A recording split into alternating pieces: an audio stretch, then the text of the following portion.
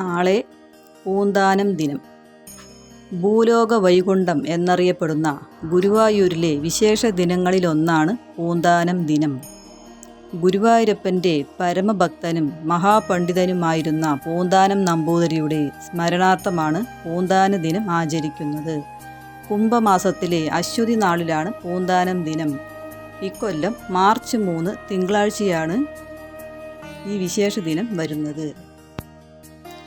ഈ ദിവസം ഗുരുവായൂർ അമ്പലത്തിൽ ദർശനം നടത്തിയാൽ ഗുരുവായൂരും മൂകാംബികയിലും ഒരുമിച്ച് തൊഴുതാലുള്ള ഫലം ലഭിക്കുമെന്നാണ് വിശ്വാസം. പാതാളഞ്ജന ശിലായാലും സ്ഥലനാമത്താലും ദേവഗുരുവായ ബൃഹസ്പതിയും ശിഷ്യനായ വായുദേവനും ചേർന്ന് പ്രതിഷ്ഠ നടത്തിയതിനാൽ ഗുരുവായൂർ എന്ന നാമം ലഭിച്ചു. പ്രതിഷ്ഠാ മാഹാത്മ്യത്താലും ശ്രേഷ്ഠമായ മഹാപുണ്യഭൂമിയാണിത്. വസുദേവരും ദേവകിയും ദ്വാരകയിൽ വെച്ച് പൂജിച്ച വിഗ്രഹമാണിവിടെ ഉള്ളത്.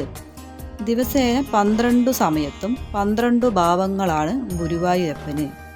ഗുരുവായൂർ ക്ഷേത്രനടയിൽ ഒരു ദിവസമെങ്കിലും ഭജനമിരിക്കുവാൻ സാധിക്കുന്നവർ ഭഗവാന് ഏറ്റവും പ്രിയപ്പെട്ടവരായി തീരുമെന്നാണ് വിശ്വാസം. അത് ഭഗവാന് ഏറ്റവും പ്രാധാന്യമുള്ള ദിനമാണെങ്കിൽ അത്യുത്തമം.